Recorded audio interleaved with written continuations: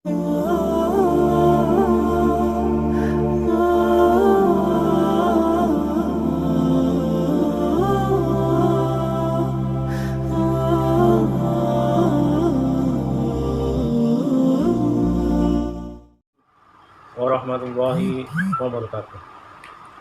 Alhamdulillah nahmaduhu wa nasta'inuhu wa nastaghfiruh wa na'udzu billahi min shururi anfusina wa min sayyiati a'malina. May yahdihillahu fala mudilla lahu wa may yudlil fala hadiya lahu. Asyhadu an la ilaha illallah wahdahu la syarika lahu wa asyhadu anna Muhammadan abduhu wa rasuluh la nabiyya ba'dahu. Rabbi shrah li sadri wa yassir li amri wa hlul 'uqdatam min lisani yafqahu qawli.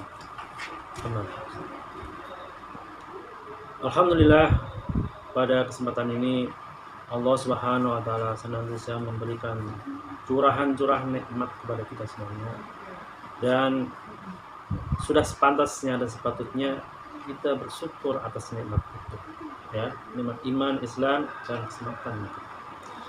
Kemudian salawat serta salam senantiasa kita aturkan kepada junjungan kita Nabi besar Muhammad SAW yang senantiasa kita harapkan dari sekarang syafaatnya atau pertolongan di suatu hari kiamat ketika tidak ada pertolongan yang lain. Ketika tidak ada yang mampu memberikan pertolongan selain Nabi Muhammad SAW. Dan mudah-mudahan kita semuanya termasuk umat yang mendapatkan syafaatnya di suatu hari. Amin. Allahumma amin. Anak-anak sekalian, pada kesempatan hari ini Pak Guru akan menyampaikan tentang seorang yang berbakti kepada kedua orang tua. Pak Guru akan mengambil kisah dari seorang yang berbakti kepada kedua orang tua, yaitu kisahnya Uwais Al-Qarni. Mungkin di antara kalian, anak-anak semuanya pernah mendengar kisah ini, tapi Pak Guru yakin mungkin masih banyak juga yang belum pernah mendengar kisah ini, ya. Yang sudah mendengar, mudah-mudahan bertambah lagi ilmunya, keyakinannya, dan yang belum, mudah-mudahan Allah Subhanahu wa taala memberikan pengetahuan kita semakin luas. Anak-anak sekalian, Pak Guru awali dengan kisah Uwais Al-Qarni. Uwais Al-Qarni ini adalah seorang yang hidup pada zaman Nabi Muhammad SAW masih hidup. Ya, masih hidup. Akan tetapi Uwais Al-Qarni ini seorang sahabat yang belum pernah ketemu dengan Rasulullah Muhammad SAW. Dalam kisah nanti akan dikisahkan bahwa Uwais Al-Qarni itu sangat rindu sekali kepada Rasulullah SAW di akhir nanti. Namun Pak Guru akan ceritakan dulu tentang siapa sebenarnya Uwais Al-Qarni ini. Kenapa Pak Guru mengambil contoh ini? Karena ini adalah, atau Uwais Al-Qarni ini adalah seorang sahabat yang tidak dikenal oleh penduduk dunia seakan-akan, ya.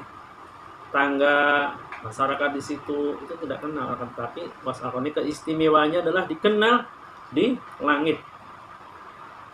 Di langit. Di dunia mereka nggak terkenal orangnya, nggak masyhur, ya.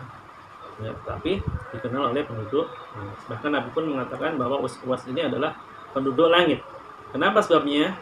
Yaitu diantaranya adalah Uwais Al-Qarni ini seorang pemuda yang yang taat kepada ibunya, terutama ya, pada orang tuanya, terutama ibunya, karena dalam kondisi saat itu ya, dalam kondisi sudah yatim, jadi dikenal dengan orang soleh yang selalu berbakti kepada ibunya. Nah, pada suatu hari Uwais Al-Qarni ini dipanggil oleh ibunya.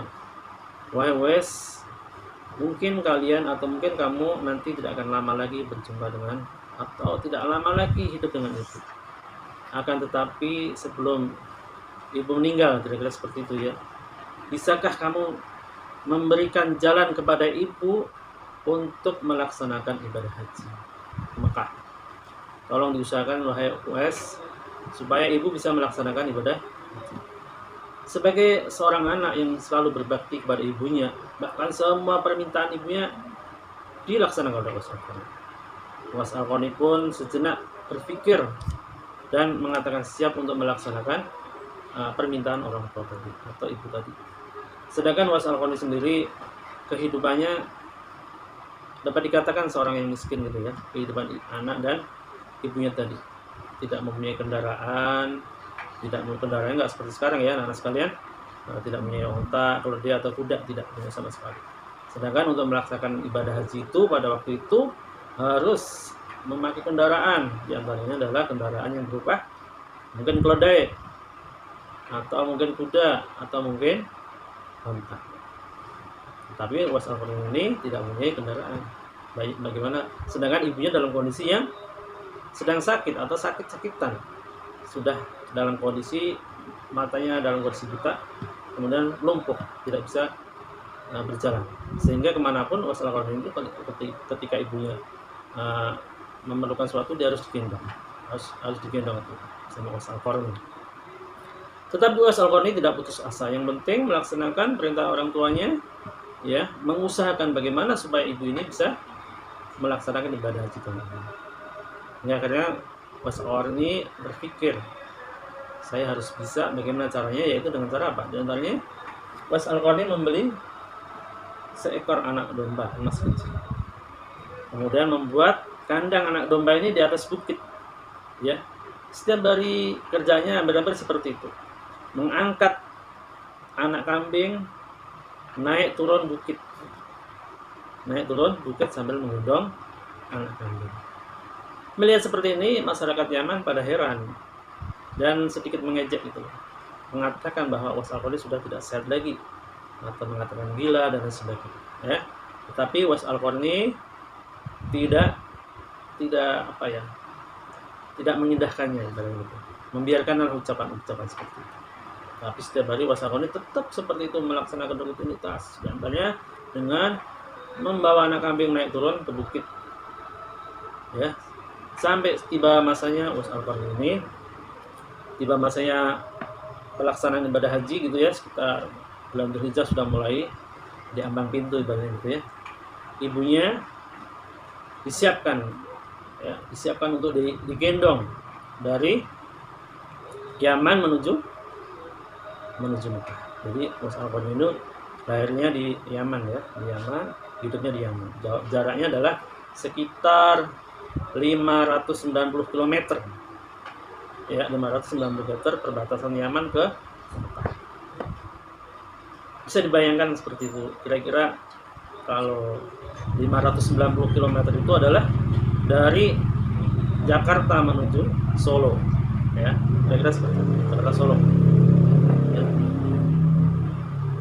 Anak-anak sekalian, mungkin kalian bisa membayangkan jarak 590 km tanpa kendaraan, tanpa mobil, tanpa pesawat, tanpa motor, tanpa onta, tanpa keledai, tanpa kuda, ya.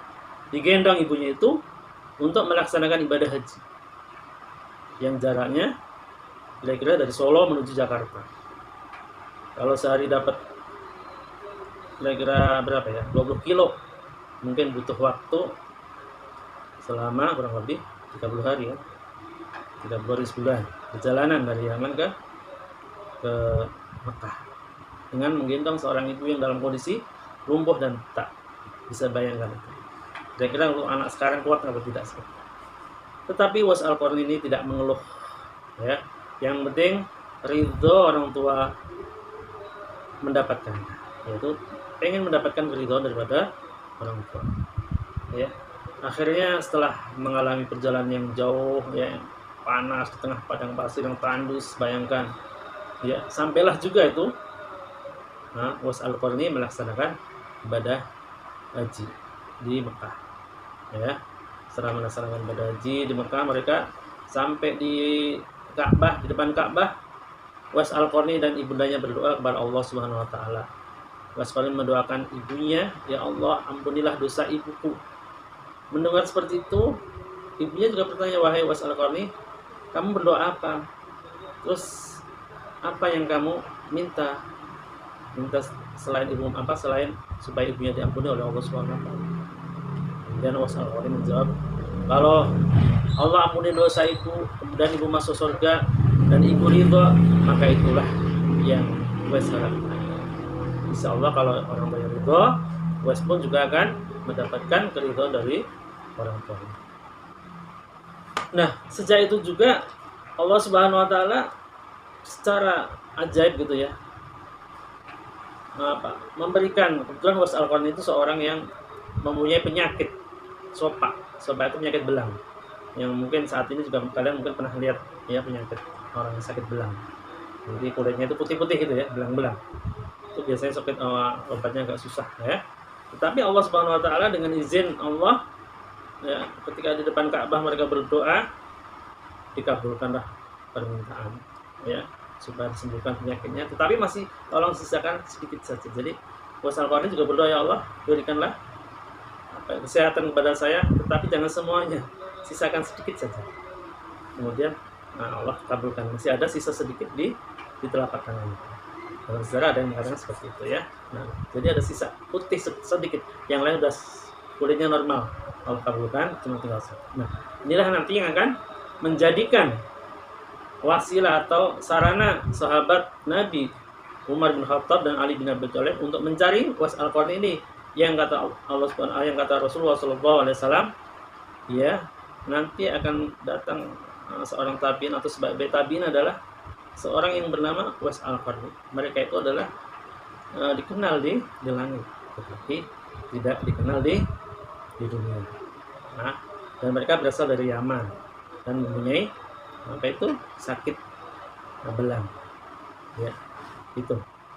Anak-anak sekalian, mungkin Pak Guru sampai di sini dulu kisah ini. Mungkin akan Pak Guru lanjutkan pekan yang akan datang. Dan sebagai kesimpulan untuk hari ini adalah bahwa apapun ya tujuan, kalau kita laksanakan dengan tekad yang benar, seberat apapun tujuan itu, maka pasti berhasil. Kalau kita sudah bertekad kuat ya, sejauh apapun, sesulit apapun tujuan itu, pasti Allah akan memberikan pertolongan dan berhasil. Kemudian kalau kita berbakti kepada orang tua ya, Allah pun akan dengan mudah ya mengabulkan permintaan kita kepada Allah Subhanahu wa taala, walaupun permintaan itu susah. Kalau kita berbakti kepada orang tua, insya Allah doa kita pun akan dikabulkan. Baik anak-anak sekalian, mungkin Pak Guru hanya sampai di sini dulu. Insya Allah pekan depan akan Pak Guru lanjutkan kisah ini sampai terakhir. Allahu musta'an ala tariqil jinan. Assalamualaikum warahmatullahi wabarakatuh.